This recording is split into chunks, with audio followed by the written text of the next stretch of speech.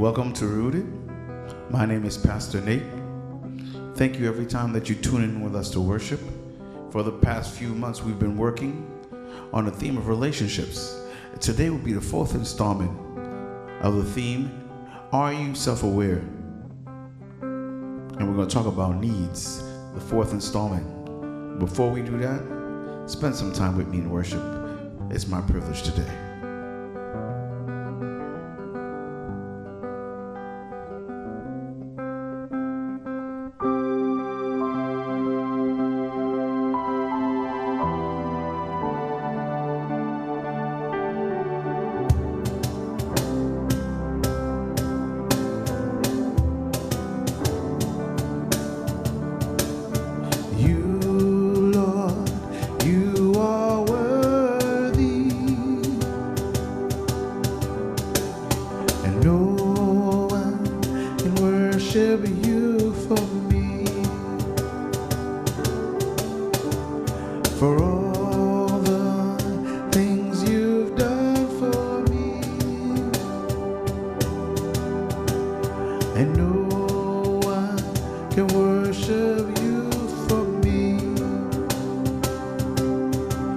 Here's my worship,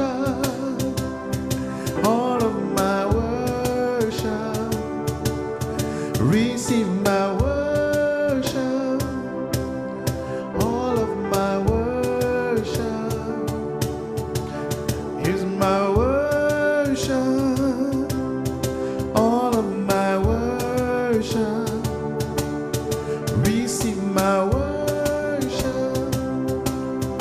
All of my worship. Come on, sing it with me. You, Lord, you are worthy, and no one can worship you for me. For all the things you've done for me. And no one can worship you for me. Come on, sing it out. Here's my worship. Here's my worship, all of my worship. Receive my worship, all of my worship. Here's my worship.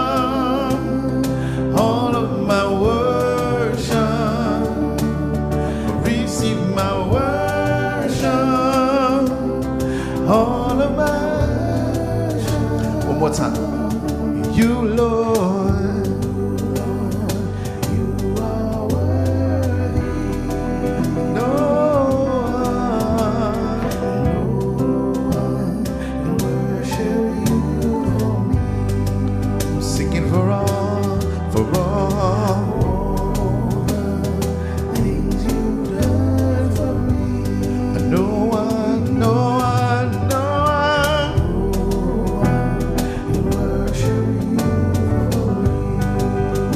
every breath of your body, sing.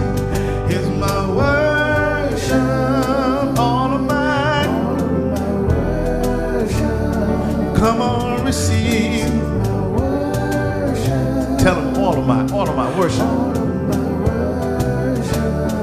Receive my worship. All of my worship. Here's my worship.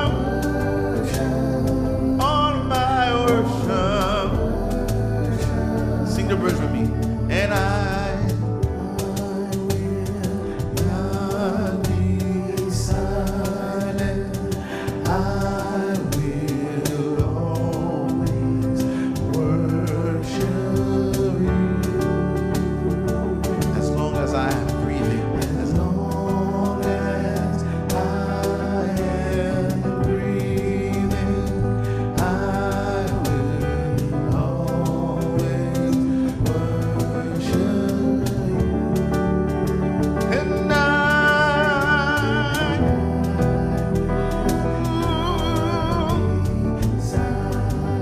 can be silent.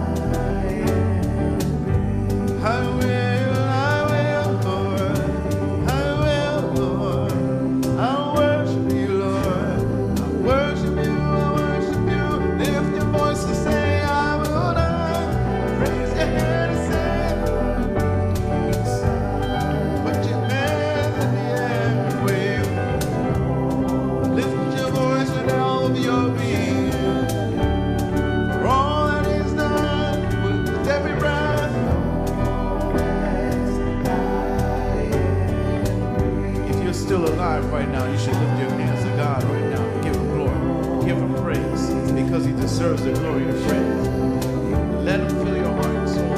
Help me sing, here's my worship. You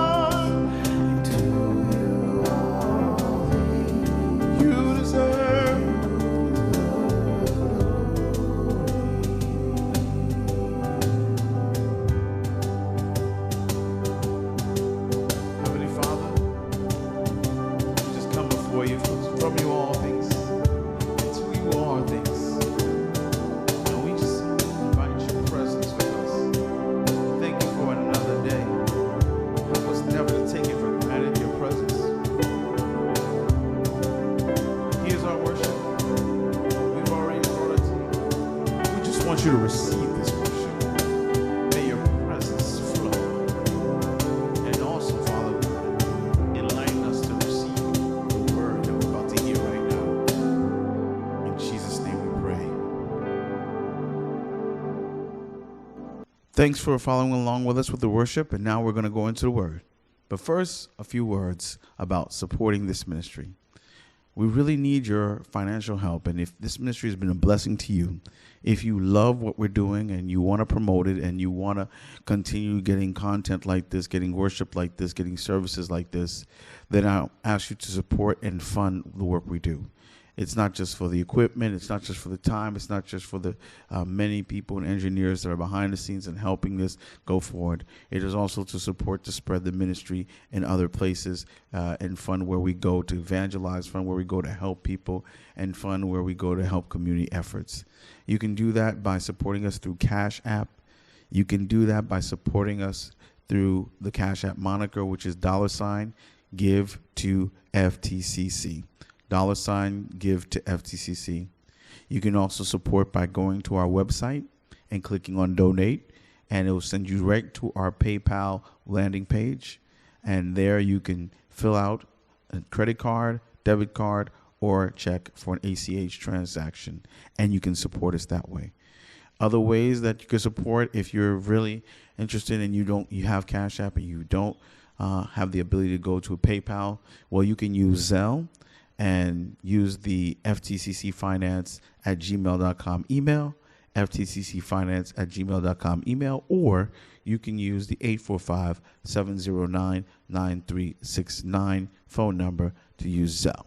If Zelle is not an option for you, you can also use text to give, where you text the number 914-292-7770, 914-292-7770, and it will land you on a page on your mobile phone where you can click and donate. Last but not least, you can use Google Pay.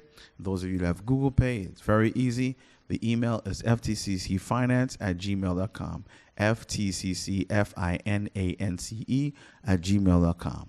Thank you for already doing this and contributing. Those of you who've contributed before, we thank you for your help in this ministry as it grows, as it continues to help people in relationships and what they need to do. And I believe that this advice will be more than helpful and more than resourceful for you to use in your life. It's an asset.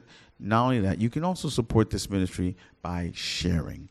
Click on the share button and copy and paste the link and send it to friends and give it to a couple or another person you know that's in a relationship issues.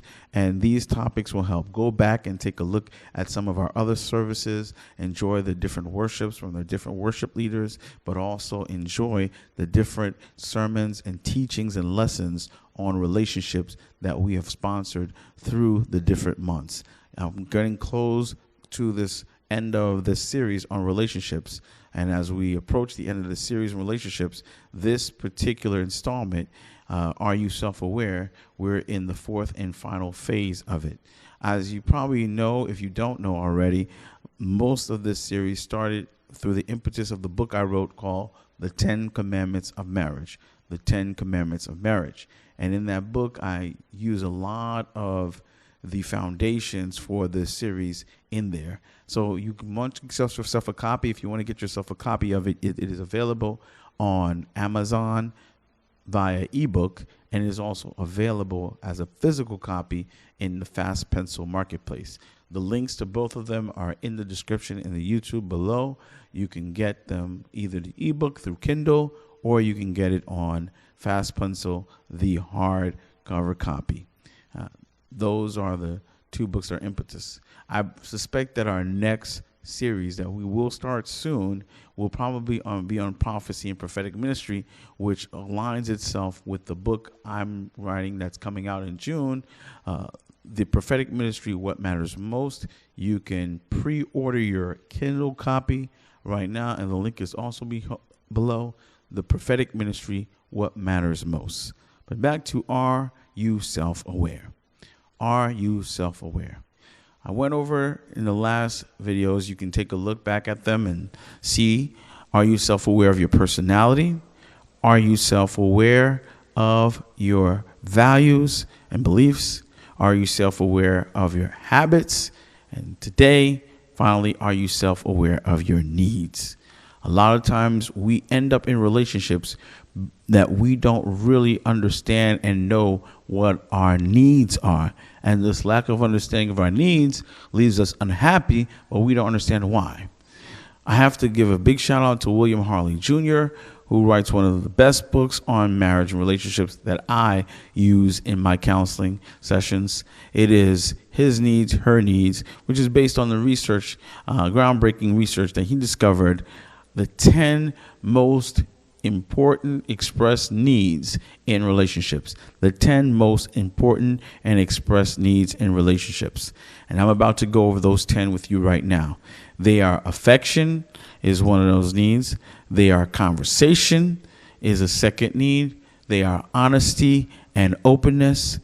They are financial support. Number 5, family commitment. Number 6, sexual fulfillment. Number 7, recreational companionship. Number 8 would be domestic support. Number 9 would be attractiveness of spouse. And number 10, admiration. Number 10, admiration. So I'm going to go over them one more time. Affection is the first one. The second one is conversation or communication. The third is honesty and openness. The fourth is financial support. The fifth is family commitment. Sixth, sexual fulfillment. Seventh, recreational companionship. Eighth, attractiveness of spouse. Ninth, domestic support. And 10th, we have admiration. So these are 10. The order is not necessarily important, but there is an order that is. Harley Jr. went further to realize that although these 10 are common in men and women, he realized that women have an average tendency towards 5 of them in particular, while men have an average tendency towards a different 5. Now, again, all 10 needs need to be expressed for fulfillment in a relationship. But for some reason, there are 5 that women value more than 5 that men value more. So in today's teaching, I want to go over the 5 that women value more and the 5 that men value more. For women, the top 5 out of these 10, number 1 is affection. A woman wants to feel affection. You know, affection can be expressed through a hug, a kiss, a card, a flower, a door that opens, a courteous word, a compliment about her outfit, a compliment about the way she dresses. These things add to the flame and the fire of the relationship, affection. Now, that can be very hard to express if you're already upset about something, and it's very tough for men to go there. It's tough for me. It's tough for all of us. But we need to find some way where we can overcome the hurdle of ego and continuously feed with affection. Also, we told you conversation, communication. The woman wants to be communicated with. She wants you to tell her, this is what you want. This is what you're doing. This is where you're going. She wants to be in the loop. And she also wants to spend conversational time. She wants to know that it's important for you to spend time with her, talk to her, see where she's at, have her see where you're at, and get your advice and get her advice. She wants that. And she wants you to spend time dedicated for that, for communication and for conversation. So that is a second high need. Then there's honesty and openness. Women value truth. They value honesty. They value transparency. This is what builds trust in the relationship. And that trust will not allow the rest of this relationship to evaporate or to disintegrate, because the trust is a solid foundation. Then women also have financial support. That means they want to know that their lives are not twisting in the wind, so to speak.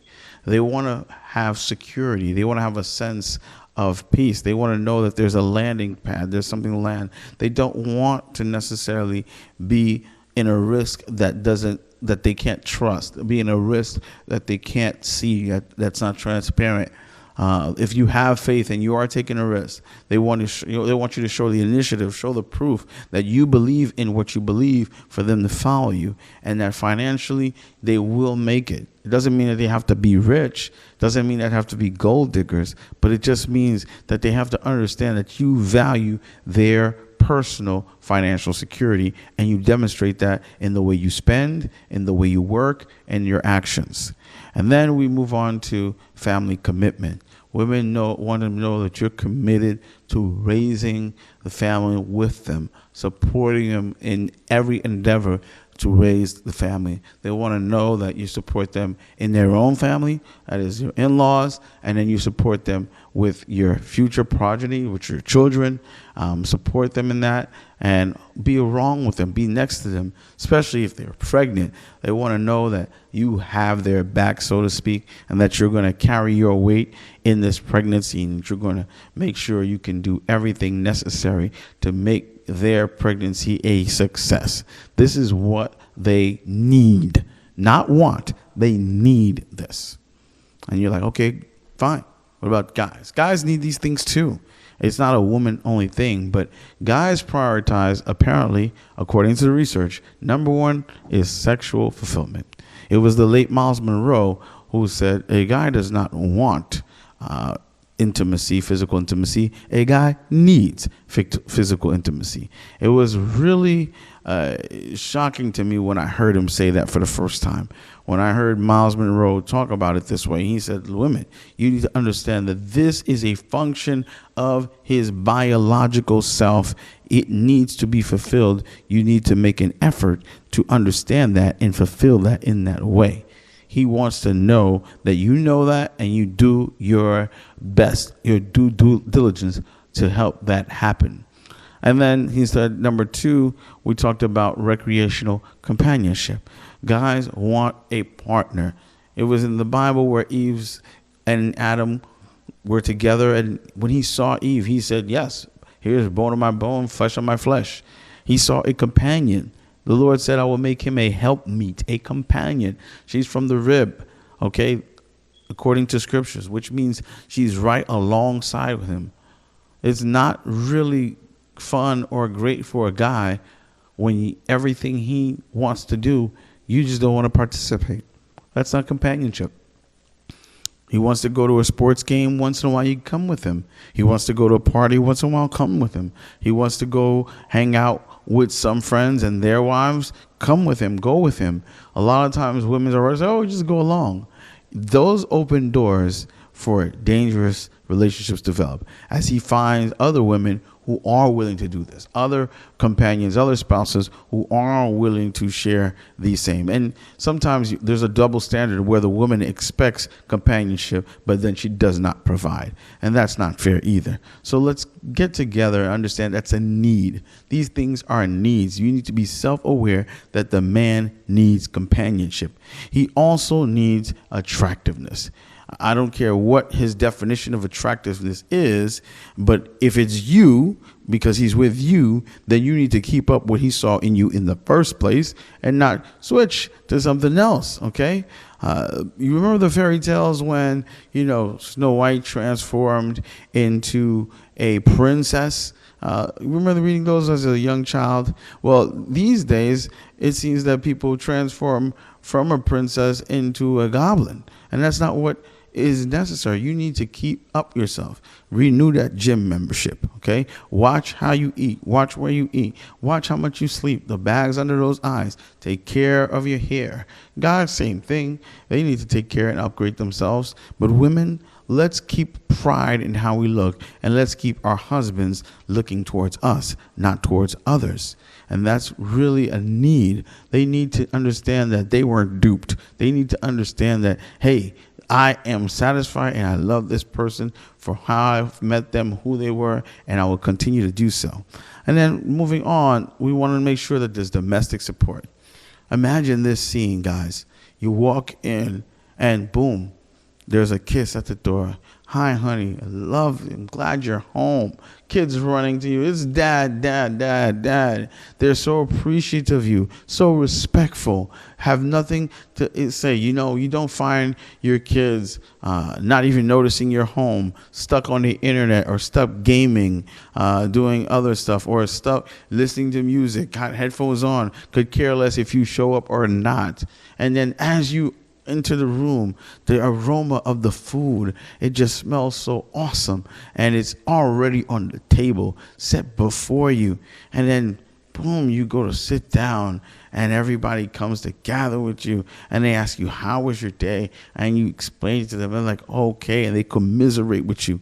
And as they commiserate with you, then you sit down and you pull up and you grab the remote and maybe you watch a game, and maybe your wife comes up and she sits next to you and says, hey, what are you watching, honey? I'm watching this game. And she cuddles up next to you, say, who's winning? And yeah, this is my team. And what? Okay. And then she quietly nestles her head next to you and she's watching the game along with you.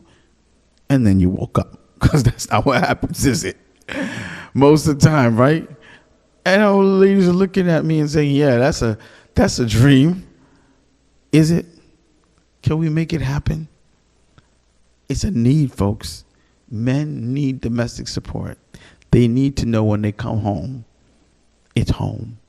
I remember Deion Sanders, former NFL football great and Hall of Famer, was talking about his divorce and saying that one of the biggest things that causes divorce had nothing to do with not loving his wife, not loving his kids, not loving married life, but there came to be a point in time where when he came home, he was no longer a hero.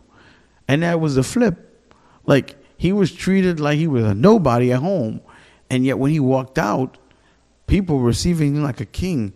And that just tore him up mentally to be abused or minimized and put down in the home while outside he was elevated. Last but not least, we're finished with admiration. That leads to the point, men want to be admired. They want to have their egos pumped. They want to be believed in. They want people to have faith in them. And the more you do that, the more confident they'll be, the more they'll do the right thing. So find reasons, find things to compliment and also uplift and show your husband you're proud of him. Show your wife you're proud of them. Remember, these are 5 most for men, but they also go for women as well. Let's pray. Heavenly Father, we thank you for this instance and installment of Rooted. We ask that these 10 needs, that we become more self-aware of them, and that as we implement them in our lives, we will see greater fruit, we will see greater productivity, and we will see closer bonds formed in our relationships. Amen. Thank you. Thanks for tuning in to Rooted. You can help support this ministry by logging on to ftcctoday.com and clicking on the donate button.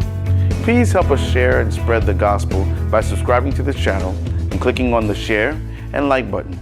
See you next time.